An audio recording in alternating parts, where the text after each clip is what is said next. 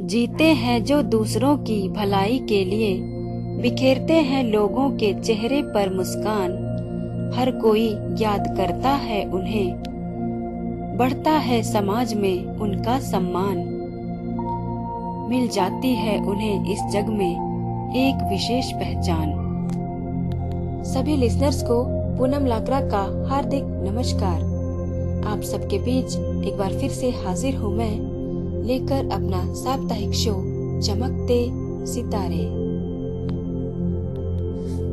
अपनी परवाह करना और अपने लिए जीना तो बहुत आसान है, मगर दुनिया में कुछ ऐसे व्यक्ति भी होते हैं जो हमेशा दूसरों की जिंदगी गुलजार करने के लिए ही जीते हैं और परहित ही उनके जीवन का ध्येय बन जाता है। आज के अपने शो चमकते सितारे में हम एक ऐसी ही शख्सियत की बात करेंगे जिन्होंने दूसरों की खुशी और भलाई के लिए अपना घर बार तो क्या, अपना देश ही छोड़ दिया। जी हाँ, सही पहचाना आपने। हम चर्चा कर रहे हैं सेवा की प्रतिमूर्ति समझे जाने वाली संत मदर टेरेसा की। तो चलिए जानते हैं उनके जीवन के कुछ महत्वपूर्ण पहलुओं को और डालते हैं एक नजर उनके सामाजिक कार्यों पर।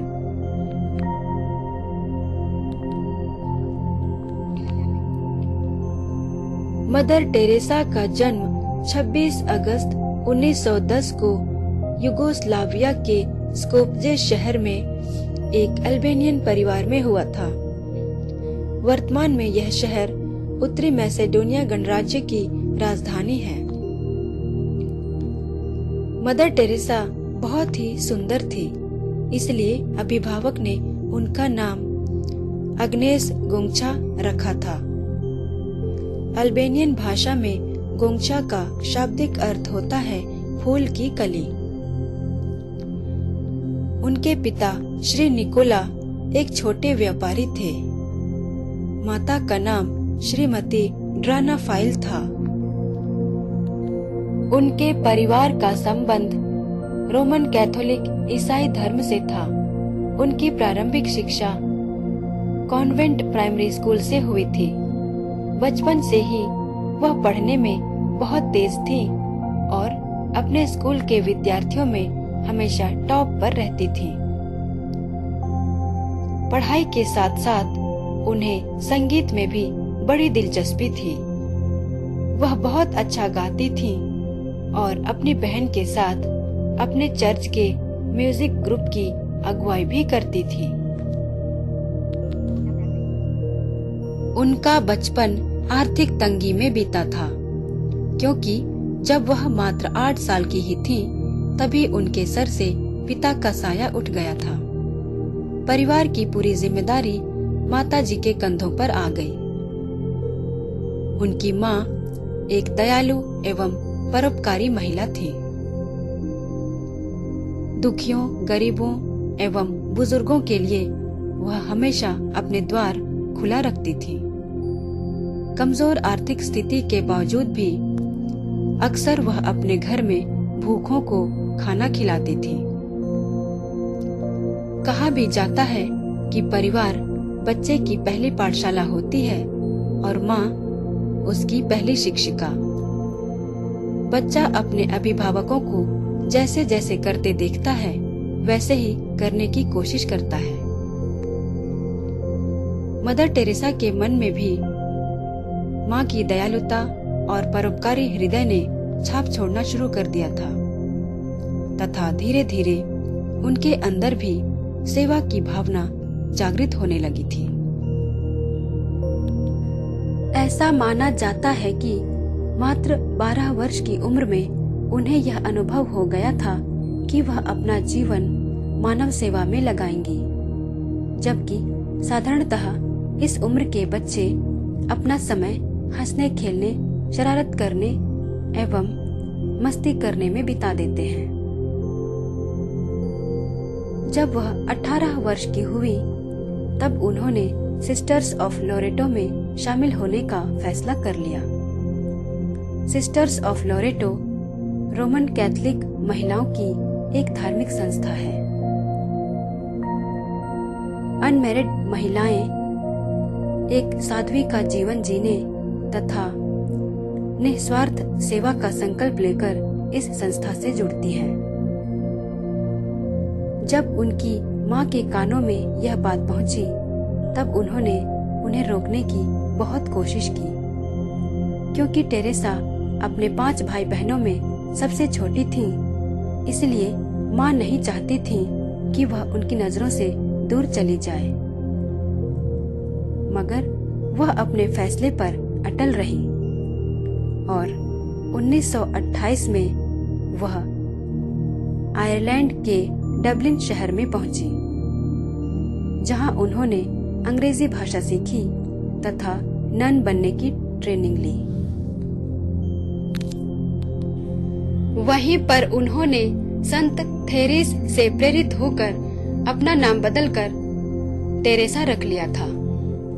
6 जनवरी 1929 को मदर टेरेसा भारत के कोलकाता शहर पहुंची, जिसे सिटी ऑफ जॉय भी कहा जाता है। वहां के कॉन्वेंट में रहकर वह गरीब बच्चों को पढ़ाने लगी। कॉन्वेंट साध्वियों का एक आश्रम होता है। अपने स्नेही एवं सौहार्दपूर्ण व्यवहार के कारण वह जल्दी ही बच्चों के बीच लोकप्रिय हो गई। उनकी लगन एवं बेहतरीन कार्यों को देखते हुए 1944 में उन्हें स्कूल की प्रधानाचार्य बना दिया गया।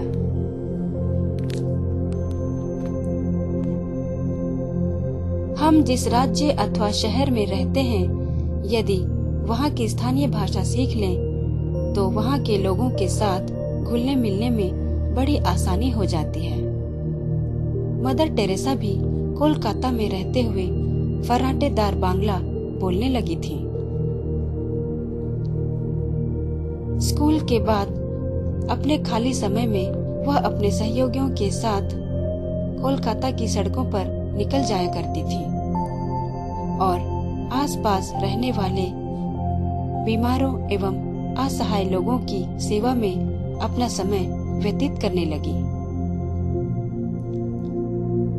शिक्षा के कार्यों में भी उनका मन पूरी तरह से रम चुका था, मगर आसपास फैली गरीबी एवं दरिद्रता को देखकर उनका मन अशांत रहने लगा। जब 1943 में बंगाल में भारी अकाल पड़ा, तो भूख एवं गरीबी के कारण कोलकाता में भी बड़ी संख्या में लोगों ने अपनी जान गंवाई।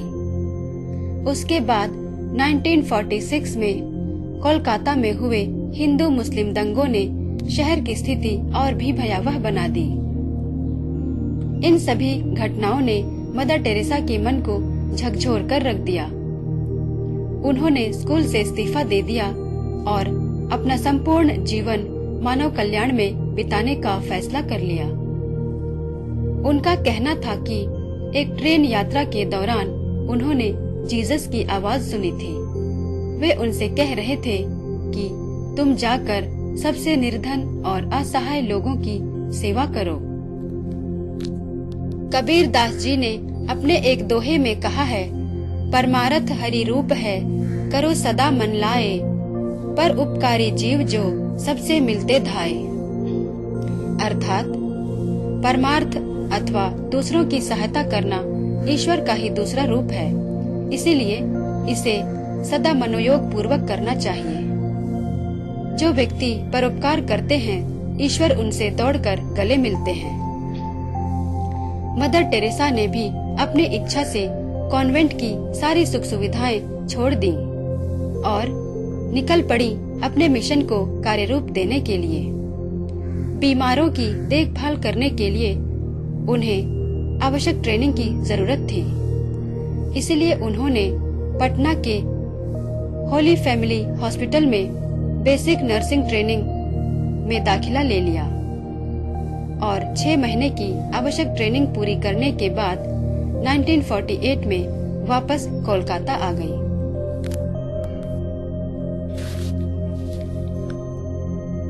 कोलकाता आने के कुछ दिनों के बाद वह तालतला चली गई, जहां गरीब बुजुर्गों के लिए काम कर रही एक संस्था के साथ जुड़कर उन्होंने अपना काम शुरू कर दिया।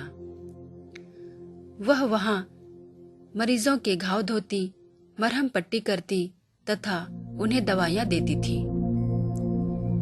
धीरे धीरे उनकी सेवा भावना की जगमगाहट पूरे देश भर में फैलने लगी। बड़े बड़े अधिकारी एवं प्रधानमंत्री भी उनके कार्यों की प्रशंसा करने लगे। इसी बीच उन्होंने भारत की नागरिकता ले ली और आजीवन यहीं रहकर समाज सेवा करने का मन बना लिया। खुद गरज दुनिया में ये इंसान की पहचान है, जो पराई आग में जल जाए वो इंसान है।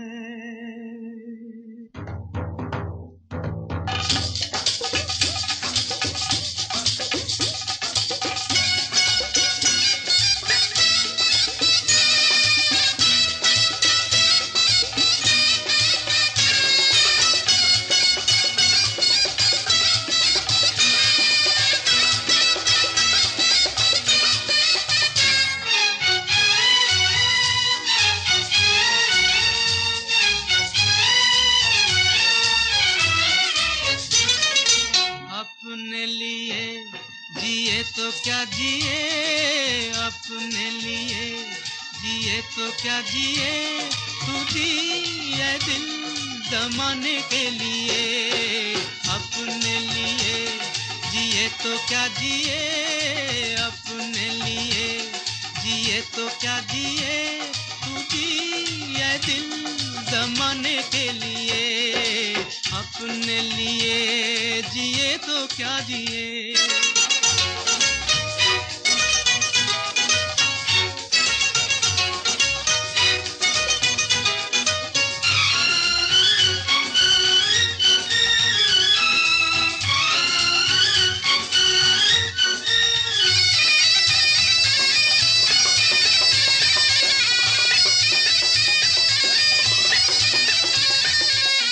नाकामियों से घबरा के क्यों अपनी आस खोते हो, नाकामियों से घबरा के क्यों अपनी आस खोते हो। मैं हम सफर तुम्हारा हूँ, क्यों तुम उदास होते हो।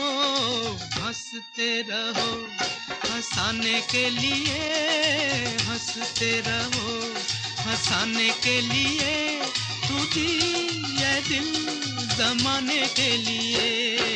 अपने लिए जिए तो क्या जिए। हम लेते हैं एक छोटा सा ब्रेक। ब्रेक के उस पार हम जानेंगे कि किस प्रकार मदर टेरेसा ने समाज के उपेक्षित लोगों में जीने की आस जगाई। अब हम रुकते हैं एक छोटे से ब्रेक के लिए। इसके बाद हम जानेंगे कि किस प्रकार रंग भेद की लड़ाई में मंडेला के साथ एक बड़ा जनसमुदाय कदम से कदम मिलाकर चल पड़ा। आप कहीं मत जाइएगा, सुनते रहिए radio Udaan a flight of life, मेरे यानी पूनम लाकरा के साथ।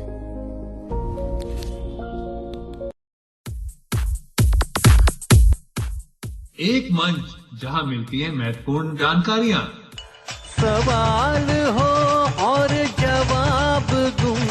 एक मंच जहां होते हैं हंसी और ठहाके। वाह। एक मंच जहां होती हैं चर्चाएं। दूसरी वाली आपको नहीं समर्पित करूंगा। नहीं कीजिए, बड़े स्पोर्टिंग। आप पहले सुन लीजिए, उसके बाद कहिएगा आपको चाहिए समर्पण कि नहीं चाहिए। एक मंच जहां मिलेगा लोकप्रिय संगीत।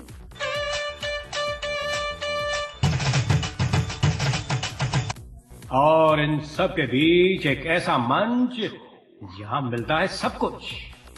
लॉग ऑन कीजिए www.radioudan.com और जुड़ जाइए हमारे साथ।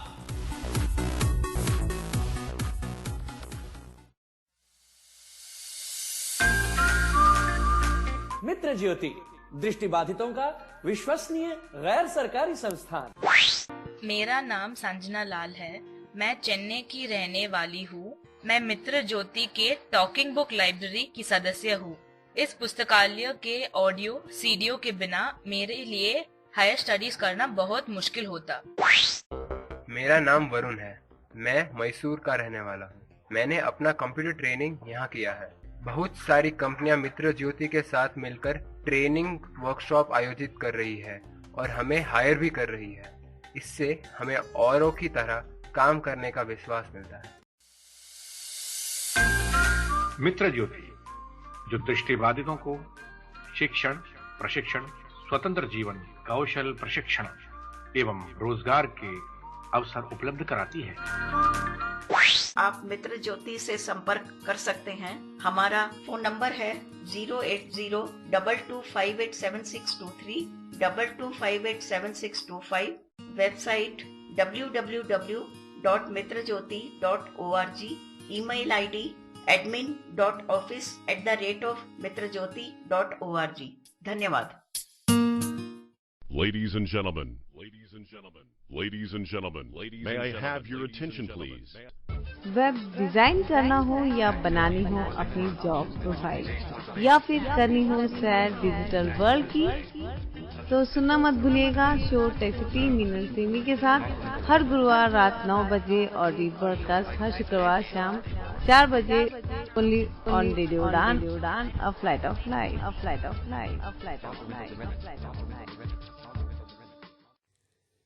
ब्रेक के बाद आप सभी का एक बार फिर से हार्दिक स्वागत है। मैं हूं पूनम लाकरा और आप सुन रहे हैं शो चमकते सितारे। मदर टेरेसा का कहना था कि इस कार्य में शुरुआती दौर बड़ा कठिन था। आय का कोई स्रोत न होने के कारण उन्हें भूख मिटाने के लिए भी दूसरों की मदद लेनी पड़ती थी। उन दिनों उनके मन में बड़ी उथल-पुथल मची हुई थी।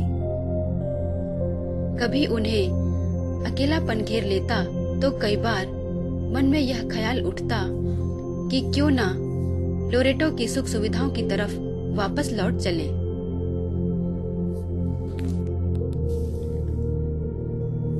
श्री द्वारिका प्रसाद महेश्वरी ने सच ही लिखा है, माना पथिक अकेला तू पथ भी तेरा अनजान, और जिंदगी भर चलना इस तरह नहीं आसान, पर चलने वालों को इसकी नहीं तनिक परवाह।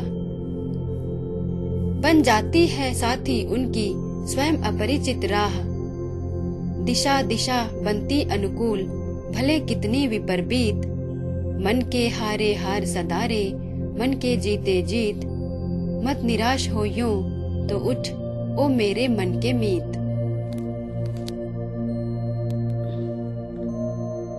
इन उलझनों व चुनौतियों के बावजूद मदर टेरेसा ने कभी हार नहीं मानी।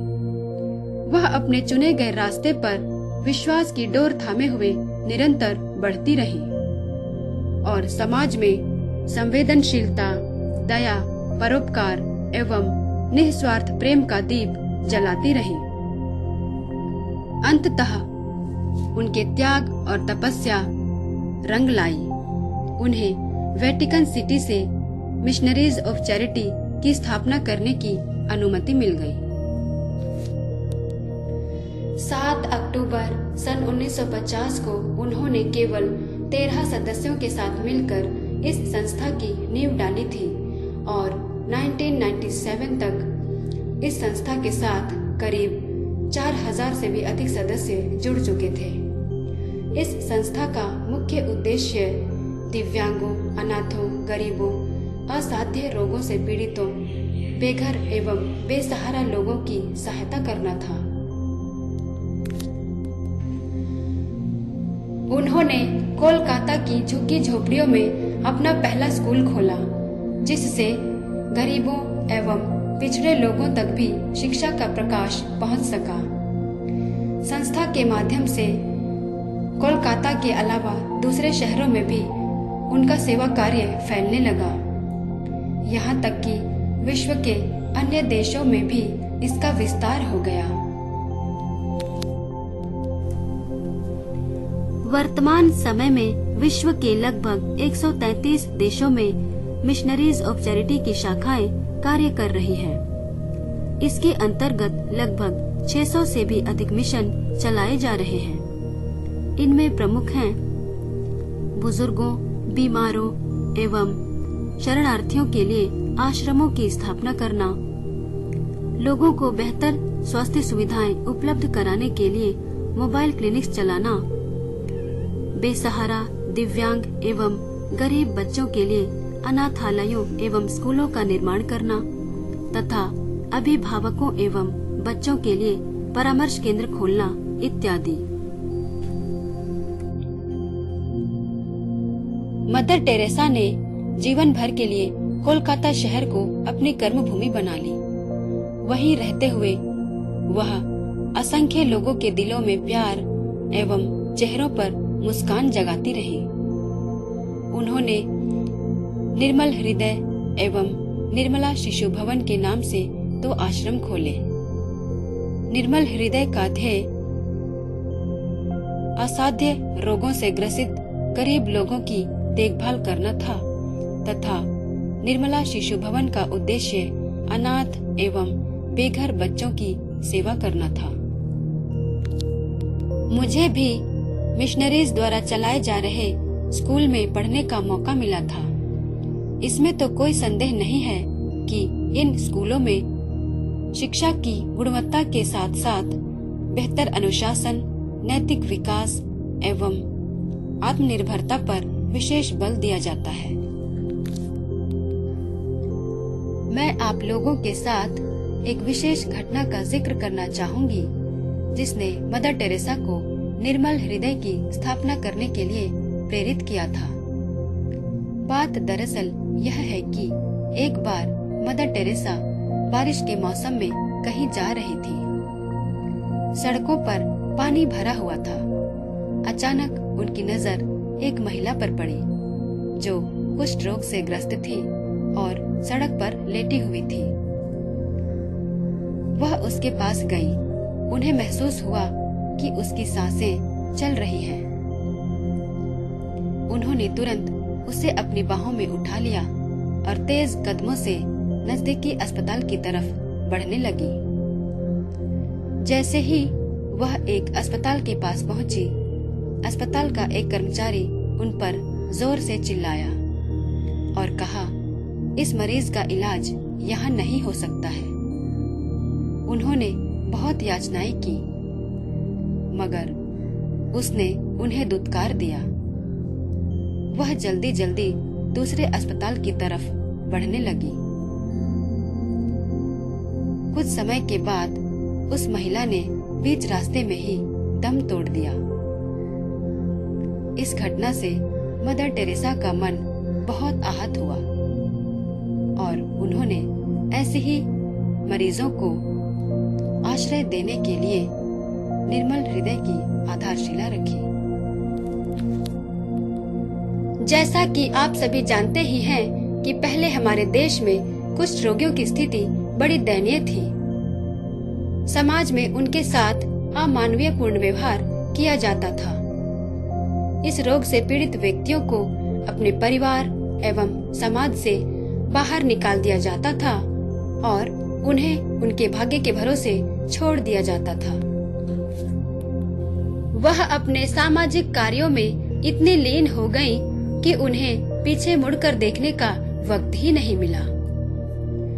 अपने कार्यों के प्रति उनका समर्पण इतना जबरदस्त था कि उन्होंने अपनी संस्था को ही अपना परिवार और सब कुछ मान लिया था। आपको यह जानकर बड़ा आश्चर्य होगा कि उन्होंने दोबारा अपने देश लौटने एवं अपने परिजनों से मिलने की कभी कोशिश ही नहीं की। उनकी मानव सेवा बेमिसाल थी। वाकई में उन्होंने दीन दुखियों, असहायों एवं रोगियों को माँ का प्यार दिया। कई लोग तो उन्हें ईश्वर का ही रूप मानते थे। उनके आह्वान पर देश विदेश के हजारों वॉलंटियर्स स्वेच्छा से आकर उनके कार्यों में हाथ बटाते थे।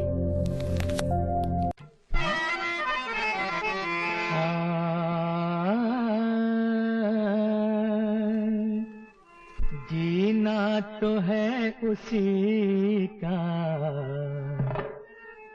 अरे जीना तो है उसी का, जिसने ये राज जाना। हाँ, जीना तो है उसी का, जिसने ये राज जाना। है काम आदमी का, है काम आदमी का, औरों के काम आना। जीना तो है उसी का, जिसने ये राज जाना। जीना तो है उसी का, जिसने ये राज जाना। जीना तो है उसी का, जिसने ये राज जाना। किसी ने कहा तू है तारों का राजा, किसी ने कहा आजा मेरे पास आजा। किसी ने दुआ दी, किसी ने बधाई, सबकी तू आंख का तारा बने। तेरी ही रोशनी में चमके तेरा घराना। है काम आदमी का, है काम आदमी का, औरों के काम आना। जीना तो है उसी का, जिसने ये राज जाना। जीना तो है उसी का, जिसने ये राज जाना। जीना तो है उसी का, जिसने ये राज जाना।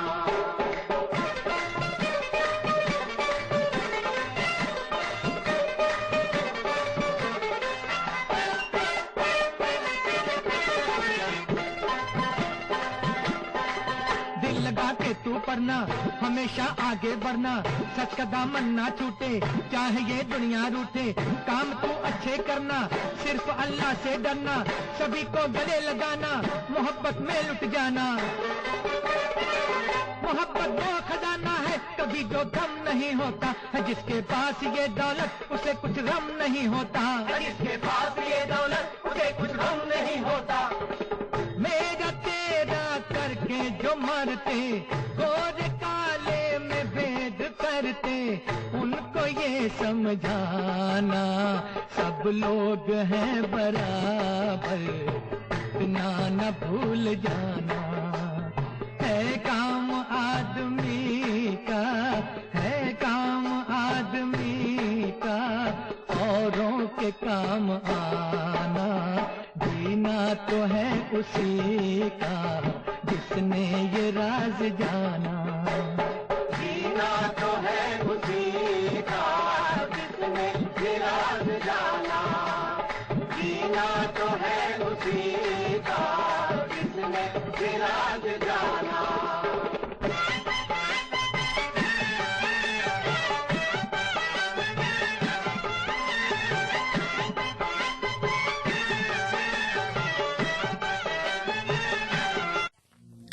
क्या आप जानते हैं कि दिन रात लोगों की सेवा में अपना समय बिताने वाली मदर टेरेसा केवल 4-5 घंटे ही सोती थी। यदि कोई जरूरतमंद आधी रात को भी उनका दरवाजा खटखटा दे तो भी गिला शिकवा किए बगैर तत्परता से उसकी सहायता करती थी। आपको यह जानकर हैरानी होगी कि अधिकतर समय लोगों की सहायता में व्यस्त रहने के बावजूद भी उन्होंने अपने विचारों को दूसरों तक पहुंचाने के लिए बहुत सारी किताबें लिखी हैं, जैसे no greater love, come be my light, a simple path, the heart of the world, thoughts, stories and prayers, meditation from a simple path इत्यादि। मुझे उनका एक इंटरव्यू पढ़ने का मौका मिला जो 1983 में इंडिया टुडे में छपा था। उस इंटरव्यू की कुछ खास बातें मैं आपके साथ भी साझा करना चाहती हूँ। उनसे पूछा गया कि गरीबों को सबसे ज्यादा रोटी की जरूरत होती है या फिर प्यार की। उनका उत्तर था, जब व्यक्ति मुश्किल में होता है तो उसे सहायता के साथ साथ प्यार की भी जरूरत होती है। भारत में गरीबी का कारण क्या है? असमानता ही गरीबी की सबसे बड़ी वजह है। क्या आप बदलाव में यकीन रखती हैं? बदलाव से मेरा मतलब लोगों के दिलों को प्यार से बदलना है। क्या आपको ऐसा लगता है कि समस्याओं के मुकाबले आपका काम छोटा है? मेरा काम तो समुद्र में एक बूंद के समान है। हमें सोचने से ज्यादा काम करने की जरूरत है। मदर टेरेसा का कहना था कि सेवा का कार्य एक कठिन कार्य है। इसके लिए पूर्ण समर्पण की आवश्यकता होती है। इस कार्य को वही लोग संपन्न कर सकते हैं जो प्यार और सांत्वना की वर्षा करें, दम तोड़ते बेबस लोगों को प्यार से सहलाएं तथा हर तरह के दिव्यांगों को हमेशा हृदय से लगाने के लिए तैयार रहें।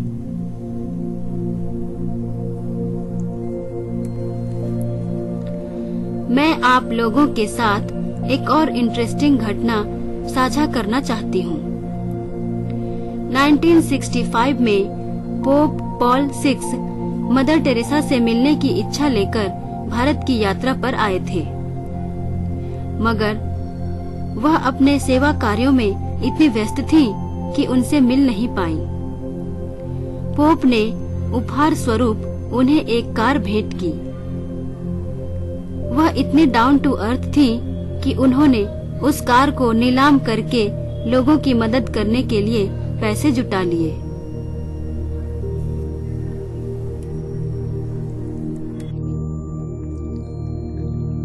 मध्यकालीन कवि श्री रहीम दास जी कहते हैं कि तरुवर फल नहीं खात है, सरोवर पियहि न पान, कहे रहीम पर काज हित, संपत्ति संचहि सुजान।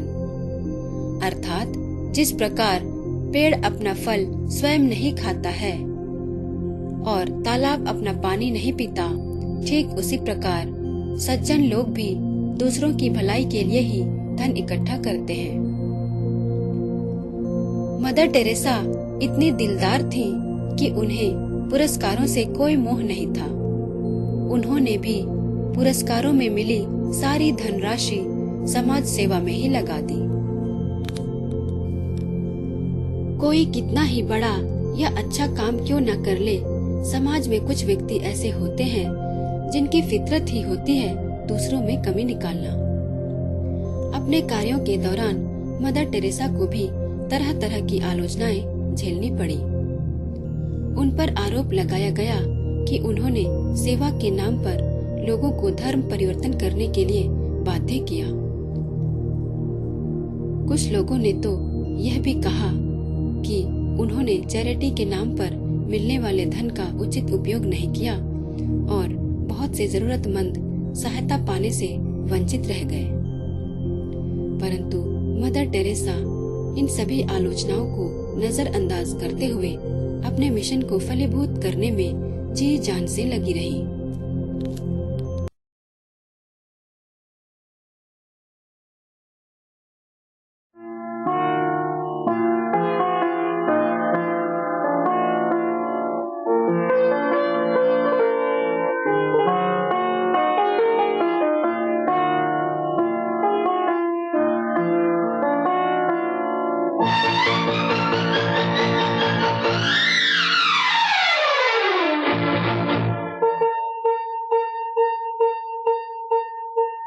मधुबन खुशबू देता है, सागर सावन देता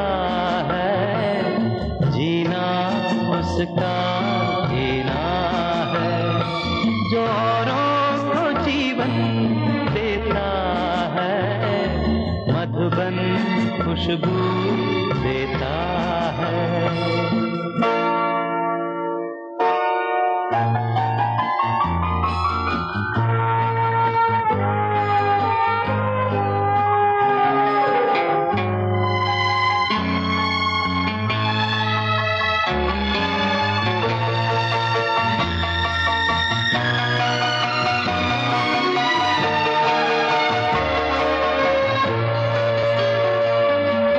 सूरज ना बन पाए तो बन के दीपक जलता चल।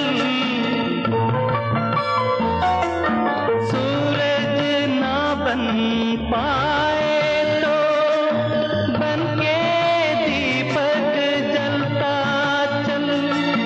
फूल मिले या अंगारे सच की राहों पे चलता चल। सच की राहों पे चलता चल। प्यार दिलों को देता है, अश्कों को दामन देता है। जीना उसका जीना है, जो औरों को जीवन देता है।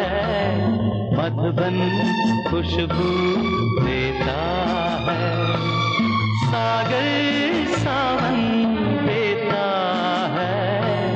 मधुबन खुशबू देता है।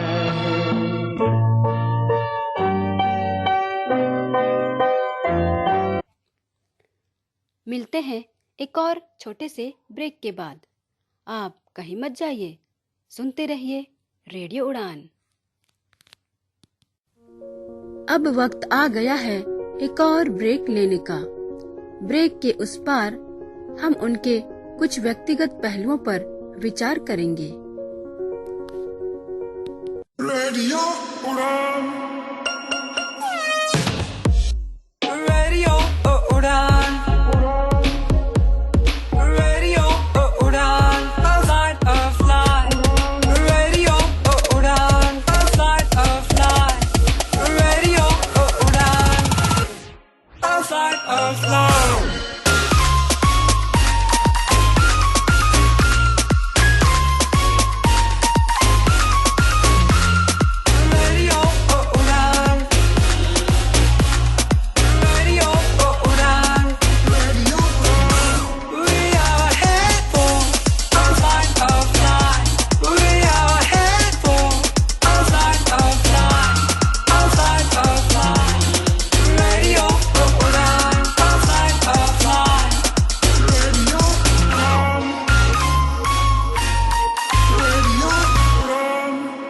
Listening to Radio Udan, a flight of life.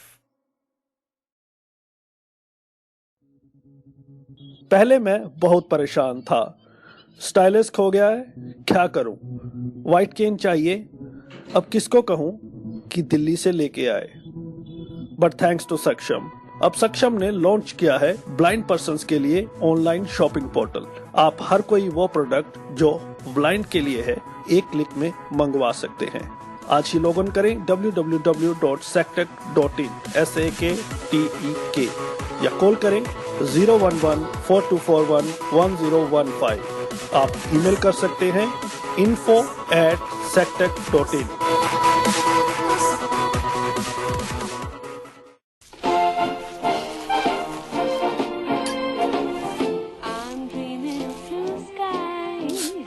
अगर चोट आसानी से लगे तो मदद भी आसानी से मिलनी चाहिए। इसलिए अब से सावलॉन की बोतल आती है नेत्रहीन सहायक ब्रेल मार्किंग के साथ। मानव कल्याण हेतु उनके द्वारा किए गए महत्वपूर्ण कार्यों के लिए मदर टेरेसा को अनेकानेक अंतर्राष्ट्रीय पुरस्कार व सम्मान प्रदान किए गए हैं। आइए जान लेते हैं उनको मिलने वाले कुछ प्रमुख पुरस्कारों के विषय में।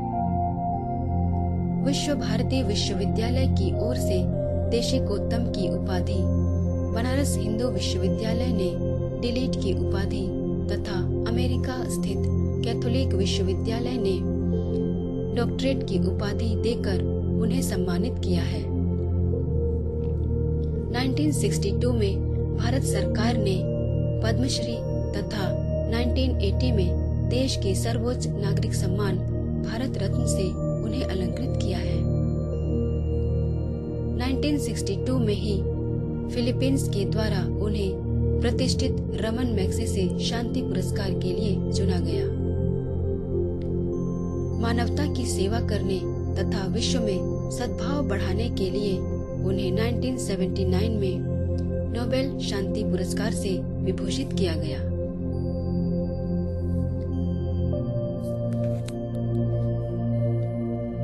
संयुक्त राज्य अमेरिका की तरफ से 1985 में उन्हें मेडल ऑफ फ्रीडम के खिताब से नवाजा गया था।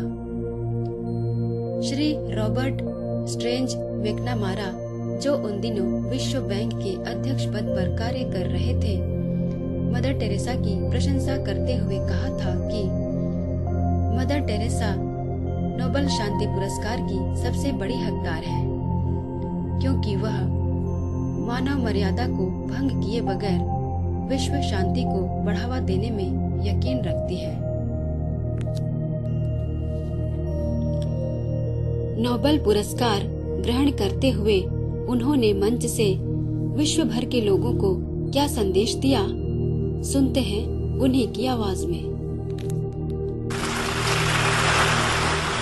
I am grateful and I am very happy to receive it in the name of the hungry, of the naked, of the homeless, of the crippled, of the blind, of the lepers, of all those people who feel unwanted, unloved, uncared, throw away of the society. That abortion has become the greatest destroyer of peace.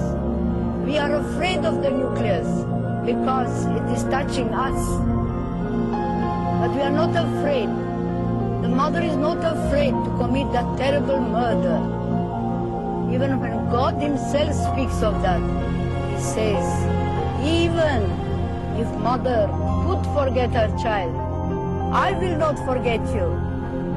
I have carved you on the palm of my hand. You are precious to me. I love you. These are God's own words to you, to me, to that little unborn child. And this is, if we really want peace, if we are sincere in our hearts, that we really want peace, today, let us make the strong resolution that in our country, in our cities, we will not allow a single child to feel unwanted. How does peace come? Works of love. I want to give tender love and care to the people. Love must be put into action. Works of love and works of peace. To make them feel wanted, loved, cared for. Some of this. They have Jesus in their distress in these guys. Jesus is in their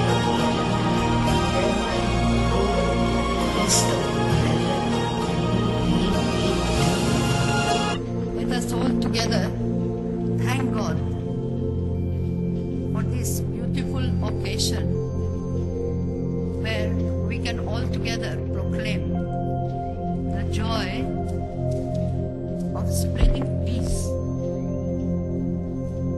the joy of loving one another, and the joy acknowledging that the poorest of the poor are our brothers and sisters. As we have gathered here to thank God for this gift of peace, I have given you all the prayer for peace.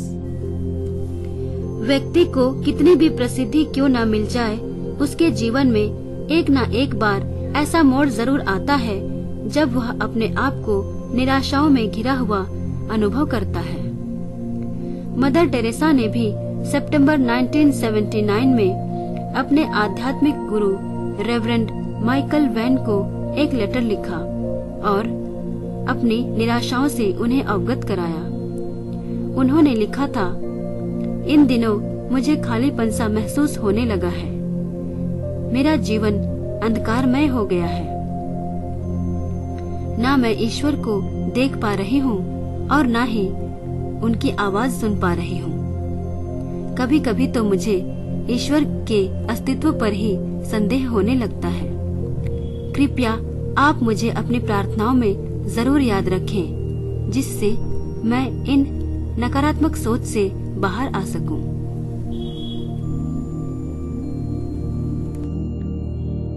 बढ़ती उम्र के साथ वह बहुत सारी स्वास्थ्य समस्याओं से जूझ रही थी।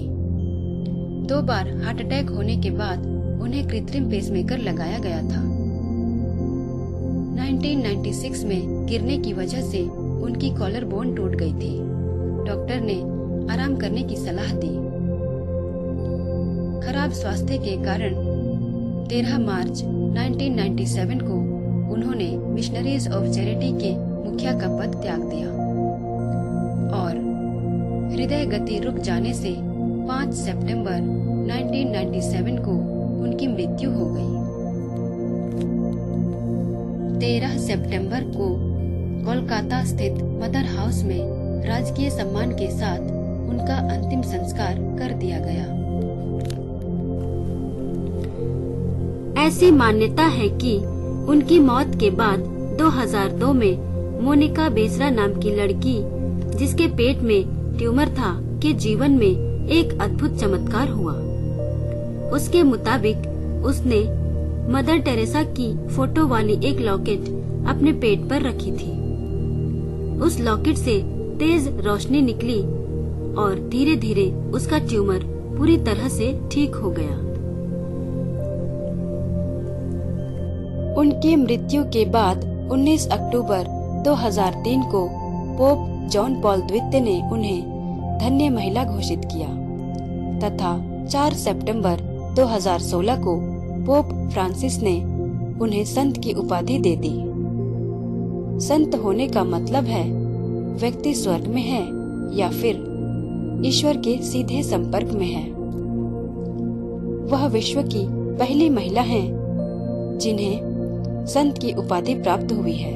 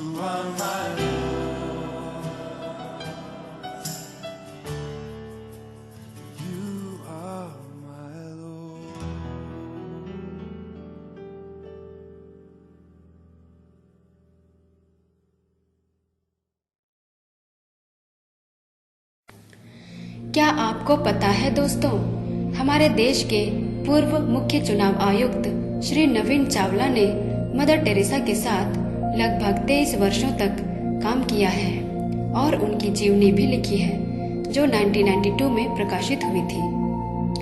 इसके अलावा विश्व के और भी जाने माने लेखकों ने उनकी जीवनियां लिखी है। उदाहरण के लिए who was Mother Teresa, Jim जिग्लियोटी।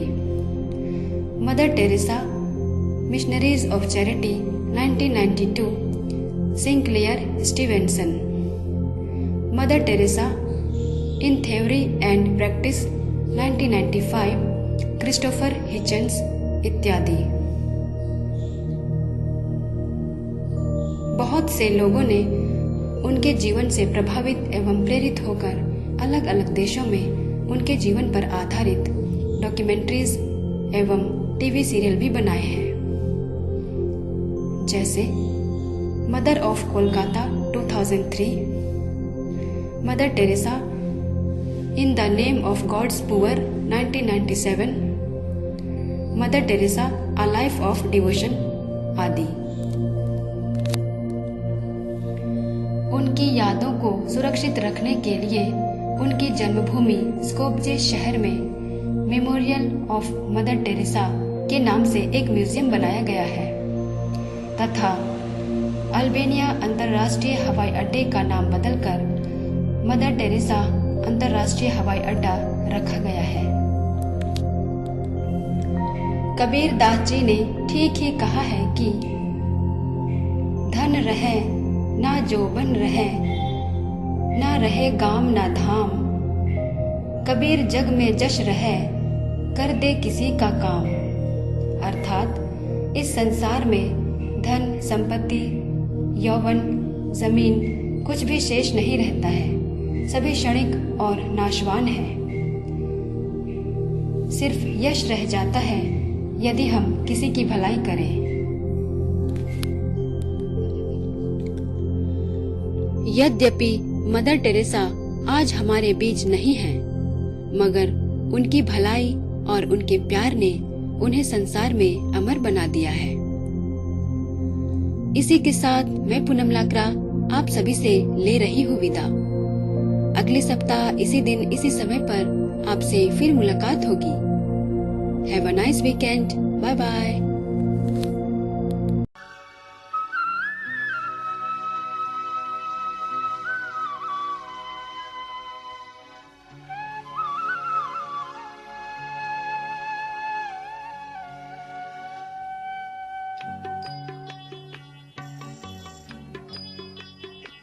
इतनी शक्ति हमें देना दाता, मन का विश्वास कमजोर होना, इतनी शक्ति हमें देना। प्रार्थना है हर रोज शाम को घर में दिया जलने के वक्त हम गाते हैं। माई तो बचपन से गाती है। हम चले नेक रास्ते पे, हमसे भूल कर भी कोई इतनी शक्ति हमें देना दाता, मन का विश्वास कमजोर होना, हम चले नेक रास्ते पे, हमसे भूल कर भी कोई भूल होना, इतनी शक्ति हमें देना दाता, मन का विश्वास कमजोर होना।